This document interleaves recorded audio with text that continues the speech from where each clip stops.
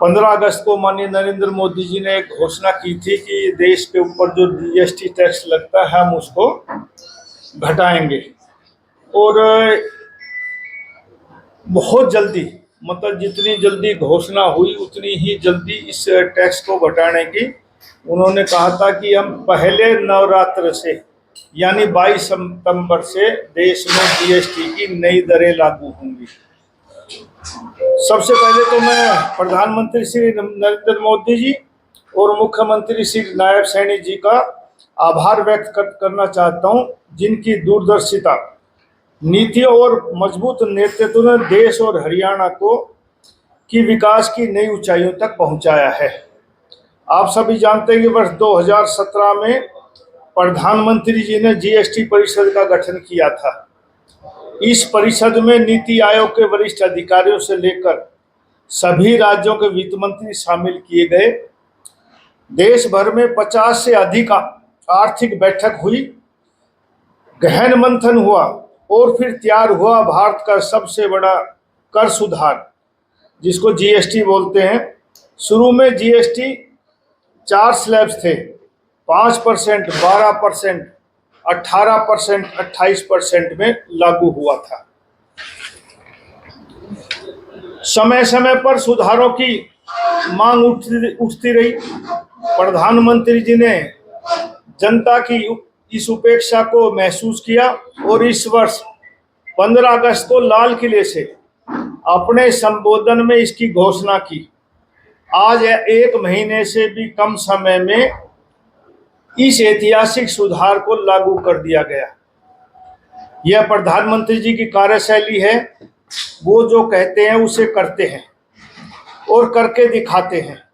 अब जीएसटी में सिर्फ 2 स्लैब हैं, 5% और 18%। यह बदलाव आम आदमी के जीवन को सीधा प्रभावित करेगा। अब कार, 2 व्हीलर सस्ते होंगे, जिससे मध्यम वर्ग का सपना आसानी से पूरा होगा। फ्रिज, एसी, इलेक्ट्रॉनिक जैसी रोजमर्रा की जरूरी चीजें सस्ती होंगी। सीमेंट और निर्माण सामग्री पर टैक्स घटने से घर बनाने की लागत कम आएगी। आयुर्वेद और रोजमर्रा के उपभोग के सामान आम जन की पहुंच में होंगे। कारोबारी और उद्योगों के लिए भी ये राहत का पैकेज है। यह सुधार केवल उपभोक्ताओं को ही नहीं बल्कि उद्योगों और व्यापारियों को भी राहत देगा। सीमेंट और एफएमसीजी जैसे fast moving consumer goods sector में लागत घटेगी और मांग बढ़ेगी। जैसे आप कहेंगे सॉफ्ट ड्रिंक, अपने कुकीज, साबुन, टूथपेस्ट और एक्सेट्रा बहुत सी चीज़ों के दाम कम हुए हैं। टैक्स विवादों में कमी आएगी, झंझट कम होंगे और कारोबारी अपना अधिक समय व्यवसाय को आगे बढ़ाने में लगाएंगे। साथियों, हमारा छोटा प्रदेश है लेकिन उपलब्धियां बड़ी हैं। जीएसटी संग्रह में हरियाणा पूरे देश के 5वें स्थान पर है। अकेले गुड़गांव में ही पूरे संग्रह का लगभग 25% तक योगदान रहता है। 2017-18 में देश भर का कुल जीएसटी संग्रह 7.19 लाख करोड़ था। 2024-25 में यह बढ़कर 22.08 लाख करोड़ पहुंच गया। हरियाणा का शुद्ध एसजीएसटी संग्रह 2018-19 के 18,910 करोड़ से बढ़कर 2024-25 में 39,743 करोड़ हो गया है, यानी 110% की वृद्धि। ये आंकड़े केवल नंबर नहीं है बल्कि जनता के भरोसे, पारदर्शिता और सरकार की प्रतिबद्धता का प्रमाण है। जीएसटी में कारोबार में पारदर्शिता लाई गई। हर लेन देन ऑनलाइन रिकॉर्ड होता है। टैक्स चोरी पर लगाम लगी है और छोटे कारोबार भी आम औपचारिक अर्थव्यवस्था में शामिल हो रहे हैं। यह प्रधानमंत्री जी की डिजिटल इंडिया की सोच को साकार करता है। जीएसटी सुधारों में निवेशकों का भरोसा बढ़ा है। ऑटोमोबाइल, कंज्यूमर ड्यूरेबल्स और रियल एस्टेट सेक्टर में निवेश तेजी से बढ़ेगा। इसका सीधा लाभ हमारे युवाओं को मिलेगा। रोजगार और स्वरोजगार के नए अवसर पैदा होंगे।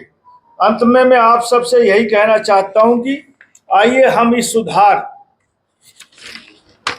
का स्वागत करें और प्रधानमंत्री श्री नरेंद्र मोदी जी के आत्मनिर्भर भारत तथा मुख्यमंत्री श्री नायब सैनी जी के समृद्ध हरियाणा के सपने को मिलकर साकार करें। मैं आप सभी से यही कहना चाहता हूं कि आइए हम सब मिलकर इस आर्थिक सुधार का स्वागत करें और प्रधानमंत्री और नरेंद्र मोदी जी आत्मनिर्भर भारत को संपन्न करें और अपने सपने को साकार करें। धन्यवाद। जय हिंद, जय हरियाणा। उस समय हालात ऐसे थे, जब देखा गया कि इसमें थोड़ी थोड़ी ज्यादा पैसे आ रहे हैं तो सरकार ने महसूस किया कि आम जन को फायदा दिया जाए। पहले टैक्स लगता था देश और प्रदेश का, उसमें बहुत कमियां भी थी। कई रूपों में टैक्स लगता था, एक जगह नहीं लगता था, बहुत जगह लगता था। फिर जीएसटी लागू हुआ कि एक जगह ही टैक्स लगने लगा, तो उसमें सहूलियत भी देखी गई। लेकिन आहिस्ता आहिस्ता ये हुआ कि रेवेन्यू ज्यादा आ रहा, आम आदमी, आम उपभोक्ता जिसको रोजमर्रा के चीजों की जरूरत है उसके दाम थोड़े बढ़ रहे हैं, तो लोगों ने महसूस कराया और सरकार ने माना कि ठीक है, हम आम आदमी जो रोजमर्रा की चीज का इस्तेमाल करता है उसकी ठीक कीमत होनी चाहिए, इसलिए स्लैब को कम किया गया। उद्योग मंत्री के तौर पर किस तरह से देखते हैं कि उद्योग को और कितनी मजबूती मिलेगी? देखो, मैं उस जमाने की बात करता हूँ जब हिंदुस्तान आजाद हुआ। उस समय लोग कहा करते, राजनेता भी, हर आदमी कहा करता कि हिंदुस्तान की जनता 80% गांव में रहती है, 20% शहर में रहती है। हिंदुस्तान का किसान यदि उन्नति करेगा तो देश तरक्की करेगा। इन 78-80 सालों में देश आजाद होने के बाद एक पैमाना बदला। अब लोग 80, मैं मानता हूँ 80 के बजाय 50% लोग शहरों में रहते हैं और 50% लोग गाँव में रहते हैं। शहर की स्थिति बदली है, लोग शहरों में आना चाहते हैं। एक जमाना था जब हमारे लोगों को खाने का अनाज नहीं मिलता था, हम ऑस्ट्रेलिया जैसे देश से, अमेरिका जैसे से खाने का भी मंगाते थे। हमारे किसानों ने बहुत मेहनत करी, हरित क्रांति करी और आज देश का किसान अपने देश के लोगों का पेट भरने में सक्षम है। कई गरीब मुल्कों को हम अनाज सप्लाई भी करते हैं, उनको देते भी हैं। लेकिन मोदी जी ने एक नारा दिया कि 2047 में विकसित राष्ट्र बने।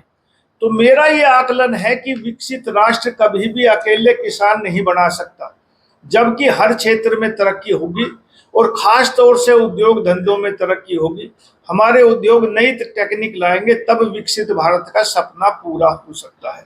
दुनिया में जितने भी विकसित राष्ट्र हैं वो एग्रीकल्चर पर निर्भर नहीं है, वो टेक्नोलॉजी के आधार पर, उद्योगों को विकसित करने के आधार पर वो दुनिया में विकसित हुए हैं। भारत का, मेरे पास हरियाणा का चार्ज है उद्योग मंत्रालय का, इसलिए मैं कह सकता हूं कि हमारे उद्योग पनपेंगे तो हमारा प्रदेश विकसित होगा और देश के विकसित होने में हरियाणा एक महत्वपूर्ण योगदान निभाएगा। प्रधानमंत्री ने कल देश को संबोधित किया था, उन्होंने कहा कि स्वदेशी को अपनाएं, आप स्वदेशी को छोड़ें। कैसे आपके उद्योग का आप नहीं, हम लघु उद्योग को बढ़ावा दे रहे हैं, बहुत सी सब्सिडी इंसेंटिव दिए जा रहे हैं। आम लोगों से मैं कहता हूं कि जो हम एक नई पॉलिसी, तकरीबन मैं कोशिश करूंगा कि 1 नवंबर तक नई औद्योगिक पॉलिसी लागू हो जाए, उसमें बहुत सी रिबेट, बहुत सा इंसेंटिव लघु उद्योगों को दिया जाएगा। हर नौजवान जो नौकरी करना चाहता है वो अपना व्यवसाय करे ताकि हमारे यहाँ अच्छे प्रोडक्ट बन सके। और स्वदेशी का यही नारा है कि हमारे जो नौजवान है वो अपनी पैदावार करें। जिन्होंने पिछले 10-15 सालों में स्टार्टअप चालू किए हैं वो आज देश के आर्थिक रूप में बहुत बड़ा योगदान दे रहे हैं, आज वे बहुत विकसित हो चुके। तो मेरा मानना है कि आम आदमी जो नौकरी के लिए अपने इधर उधर घूमता है वो अपना स्टार्टअप लगाए, उद्योगों से सहायता ले। सरकार हर प्रकार की मदद करेगी और नई जो नीति आएगी उसमें हर नौजवान को काम मिलेगा। अमेरिका ने जिस तरह से टैरिफ लगाया, एक्सपोर्टर्स को नुकसान का सामना करना पड़ रहा है, फिलहाल क्या सरकार सोच रही है उनको मदद करने के लिए, उनकी सहायता करने के लिए? देखो, अकेला एक देश अमेरिका ही नहीं जो हमारे उत्पादन को खरीदता है, नहीं, जब एक रास्ता बंद होता तो कई रास्ते कुदरत खोलती है। तो बहुत से ऐसे दुनिया में देश है, अमेरिका की तो आबादी बहुत कम है, हम तो तकरीबन 7-8 अरब आदमी हैं दुनिया में, तो अमेरिका की तो मेरी ख्याल से 30-35 करोड़ की आबादी है। और दुनिया में रास्ते खुलेंगे जब हम एक अच्छा प्रोडक्ट तैयार करेंगे तो दुनिया हमारी मांग करेगी। हम प्रार्थना भी करते हैं लोगों से, माननीय मोदी जी ने भी कहा है कि आप स्वदेशी खरीदो, और जब हम अपने ही उत्पाद को खरीदेंगे तो हमारे ही 140-45 करोड़ लोग देश में हैं, हम जितना पैदा करते हैं यदि हमारे लोग ही अपना खरीदने लग जाएं तो मेरा आकलन है कि हमें एक्सपोर्ट की कम जरूरत पड़ेगी। और एक्सपोर्ट भी जो करेंगे अच्छा उत्पादन करके अच्छी किस्म के लोग हम पैदा करेंगे, हम सामान, तो हमारी दुनिया के अच्छे मुल्कों में हमारी पहचान होगी, हमारा माल बिकेगा।